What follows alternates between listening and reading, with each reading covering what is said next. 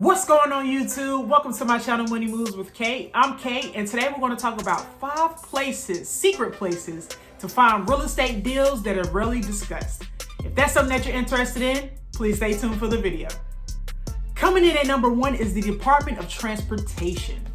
Now, every state has a Department of Transportation, and their primary job is to plan and coordinate federal transportation projects. In addition to that, they also set safety regulations for all major modes of transportation. So if I know anything about my money movers, I already know what you're thinking to yourself. How in the world does the Department of Transportation have anything to do with real estate? And of course, I got you covered. So the Department of Transportation has a plethora of what they call remnant or residue properties that they have acquired over time to build major transportation projects. So essentially, the Department of Transportation will purchase properties, complete their transportation project, and then whatever is left over from the project that they didn't use, they will deem as residue or leftover and sell those properties on their website at the Department of Transportation. A good example of this is while I was poking around on South Carolina's Department of Transportation website, I actually stumbled across 0.5 acres that was a part of a university. So that's just one example of how the Department of Transportation sells off these residue properties that they really don't need anymore to the general public, all right? Another example is, if you are new to the channel, I was a wholesaler. If you are not new to the channel, you already know that I was a wholesaler for many years. And while I was driving for dollars as a wholesaler, I would find properties in my area and other areas, look it up on the tax assessors and say, owned by the Department of Transportation, how does that work, right? So now I understand what the system is and the process is to bid on these properties. And of course, I've already scoped out properties for myself and our family, but just wanted to give you this tidbit so that you can do the same. This leads me to, where do you find these properties? So as mentioned earlier, you can find these properties directly on the Department of Transportation's website. One of the quickest ways to get to the site is to just Google your state Department of Transportation properties for sale. For instance, in my example earlier, South Carolina Department of Transportation properties for sale. It will send you a direct link so you can get straight to the access to the Department of Transportation's website. But like with anything, make sure you do your due diligence. I always suggest that everyone do due diligence when you're with regards to real estate, and ensure that you look at the bidding requirements and process for each state, because it's different for each state. All right, so keep those things in mind when you are bidding on these properties. Coming in at number 2 on the list is going directly to the bank's website to find bank-owned properties. A bank-owned home is a home that is in the possession of the bank after the homeowner defaults on the mortgage. A bank-owned home is a home that was more than likely available as a foreclosure sale, however, did not sell during the process. Now, most of you have heard of bank-owned homes, but may have had a little difficulty finding out where in the world do you find them. So one way to find a bank-owned home is going directly to the source. Most banks and credit unions have an area on their website that identifies properties for sale. Now, Bank of America is actually an example of a website that has many different options as far as properties for sale. And the area in which you go to their website is the Bank of America Real Estate Center.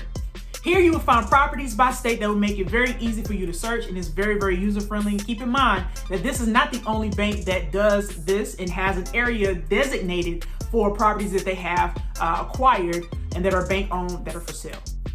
Credit unions also have designated areas on their website in which they are selling properties. I actually stumbled across a credit union in South Carolina that was selling a home. It was a 3-bedroom, 2.5 bathroom that actually sat on about 9 acres of land for $150K, and it was an auction, so that was the starting point, right? However, that is a lot of land, right? And more importantly, this was an off-market deal. Nobody knows about the deal unless you know about that site or have heard about it, or it could be publicized in the newspaper, but those are all to the locals.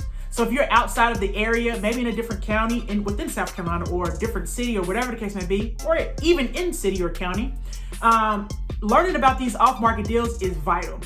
On that site, they also had a mobile home that was about $20,000, and that sale was actually pending. So it's a great opportunity for you to find off-market deals. And keep in mind also, the cool part about all of this is that you can even finance your deals through the actual bank or lending institution that you're going through. So for instance, in this particular case, the credit union that I saw in South Carolina, they could fund the deal. They could finance basically the deal, and I can just go directly in-house to make sure that process was streamlined enough so that it wouldn't be such a hassle to piece all these funding opportunities together. And I would also encourage you to start with your bank. So the bank or lending institution that you bank with, go ahead and look and see if they have any bank-owned properties, because you've already established a rapport with your bank. So, that's the first step. Now, I'm not saying that you have to have a rapport with a bank in order for them to get this process rolling for you. However, I just personally always start there because I've already built a relationship, and that's always important when you're dealing with banking and lending institutions. If this content has brought you any type of value, go ahead and like, share, comment, and consider subscribing to the channel. It allows me to get this content out to you and others so we can all be lifetime learners. All right, without further ado, let's get back to the video. Coming in at number 3 on the list is VA REO Properties. Just a quick breakdown of the acronym so we are on the same page. VA stands for Veterans Affairs and REO stands for Real Estate Owned. VA REO homes are repossessed homes that were essentially purchased with a VA mortgage. Because these VA REO properties are typically fixer-uppers, they are normally sold under a program called VA Vendee Financing or a VA Vendee loan. These VA Vendee loans are very unique because most of the loans associated with the Department of Veterans Affairs are exclusively for military personnel and folks who have served. Now, these are different, and Vendee financing is different because folks that are investors and folks that have never served in the military or would like to be owner occupants of the properties do qualify for Vendee financing.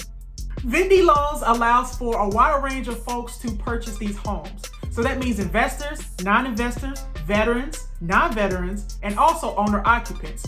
They can take advantage of Vendee loans. Some of the benefits to a VA Vendee loan is that if you plan to occupy the property, you may have no down payment.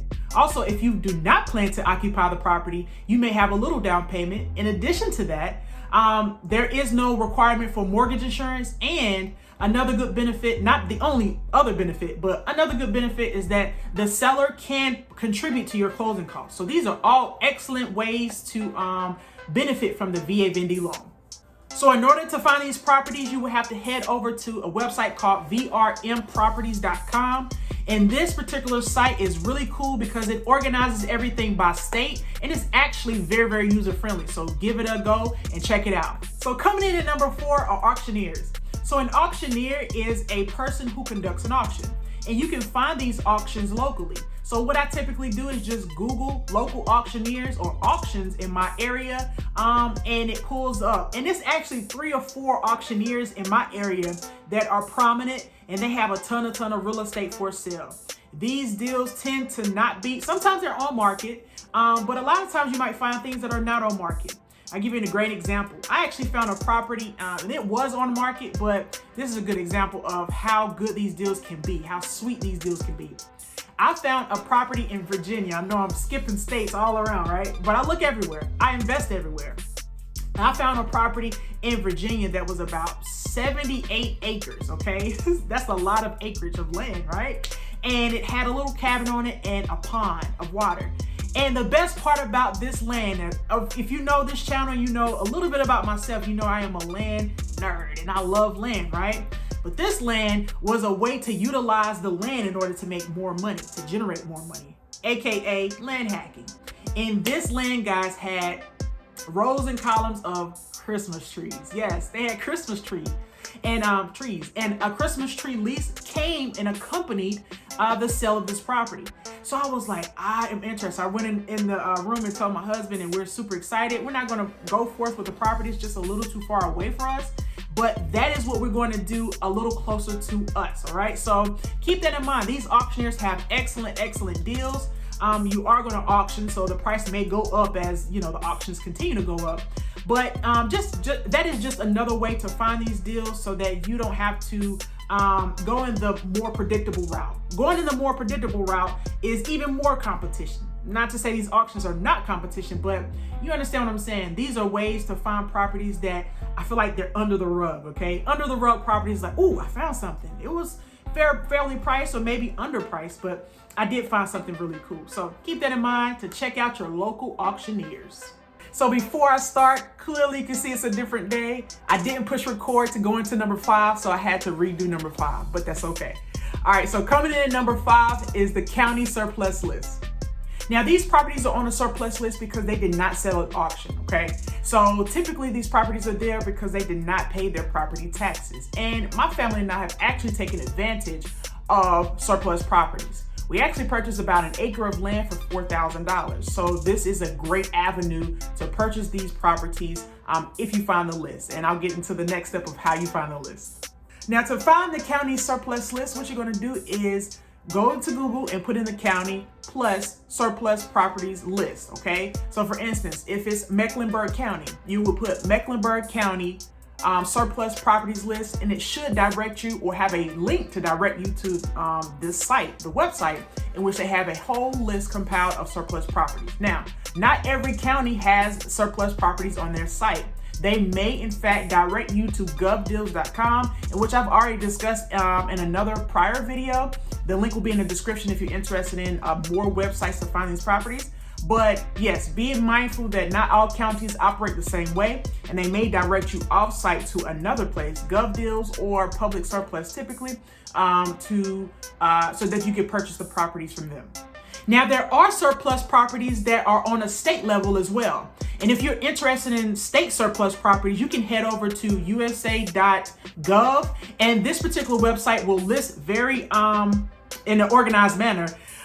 They will list each and every state. You click on it and it will actually pull up the state's surplus list. So that's a little different list than each and every county, right? Again, some of these properties go directly to GovDeals, Public Surplus, and a slew of other websites that I mentioned in the link below. But a lot of them actually have a direct site. In fact, I believe it is Wisconsin has a direct site for their surplus properties list, okay? So it's gonna be different per state, and it's kind of up to you to do that background research to find out where these properties going, because that's gonna be the best deals, right? So keep that in mind as you look and rummage through the surplus property list on a state level. That's the end of my video. Thank you so very much for making it to this point. Until next time, guys, you stay blessed. Peace.